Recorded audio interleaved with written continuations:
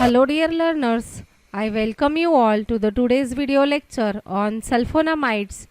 We are going to see today sulfaguanidine. So sulfaguanidine, as you all know from the board exam point of view, structure and uses are important. So we are going to stress on the same points in today's video lecture. Now coming towards the sulfaguanidine, as you can see here, this dapsone you already know, which is the famous antileprotic drug. So this starts the structural features like NH2, benzene ring, SO2, then again ring and NH2. So what is the difference between sulfanilamide? The difference between sulfanilamide is this NH2 ring SO2 and this ring is not there, directly NH2 is there. So this is sulfanilamide. So this sulfanilamide moiety, as we all know, in earlier videos we have seen that sulfonamides are the derivatives of sulfanilamide. So this sulfaguanidine is the derivative which contains guanidinyl in it. So what it is we will see. Now see, you can see in this figure, this structure is complete same. This NH2, NH2, ring, ring, SO2, SO2. NH2, NH. So one hydrogen will get replaced with this now. So this yellow color highlighted part, as you can see, this is 2-amino. So it is amidino, diamine.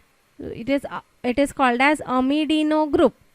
And this complete highlighted this off-white portion, which you can see, this NH, C double bond NH, NH2 is guanidyl group. So we will see it in next slide. As you can see here, this is urea, which we all know, NH2, C double bond O, NH2.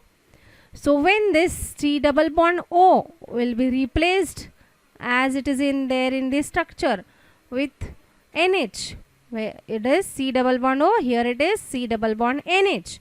So this will become NH2, C double bond NH, NH2 is guanidine. So it is a urea derivative.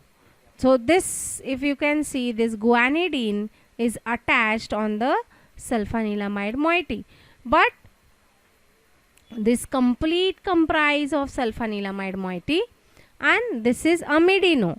So when we are writing the structure's name, so the name is N1 amidino, because this yellow color moiety is known as amidino and this entire is sulfanilamide. So it is N1 amidino sulfanilamide. But what about the other synonyms we will see now again. So the synonyms are this first, which we have written is 4-amino N-guanyl benzene sulfonamide. So this 4-amino N-guanyl is what, and benzene sulfonamide means what? So if you look into the structure, this is benzene sulfonamide and what was the other name? 4-amino N-guanyl. So 4-amino, this is 4-amino and this is guanyl, benzene sulfonamide. And the other name, it is at second position 4-amino phenyl. So what it is here? 4-amino phenyl. This is, so this group is guanidine group. We will see now, this is sulfonyl guanidine. So sulfonyl, this SO2 and guanidine. So there can be more than one name, as we have discussed earlier. There can be synonyms for one structure. So these are the synonyms. But the name, you can write this simply N1 amidino sulfanilamide.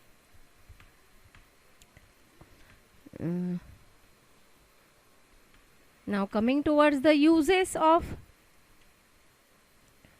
sulfaguanidine, the first use is it is used for the treatment of infections first basically. But what infections?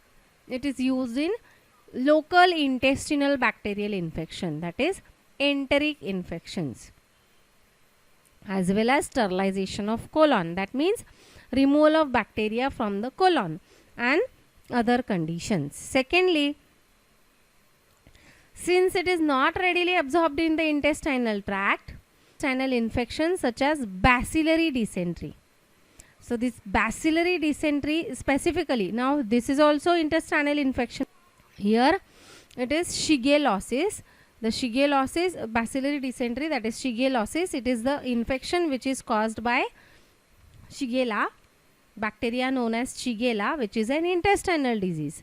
So this shigellosis treatment, it is used, and the main sign of Shigella infection is diarrhea, which is often bloody. So it is used in the treatment of shigellosis also. Then next is, it is used for the treatment of amoebic dysentery. Amoebic dysentery, again shigellosis is also a infection, diarrhea which is bloody, but amoebic dysentery is, it is also an infection only which is caused due to amoeba of the entamoeba group. So it is known as amoebiasis, which is amoebic dysentery. So in the case of amoebic dysentery also sulfaguanidine is used. With this we finish with the sulfaguanidine. So to just summarize the uses, local intestinal infections, enteric infections, as well as bacillary dysentery such as shigellosis, then amoebic dysentery. So with this we finish with the sulfaguanidine. Thank you.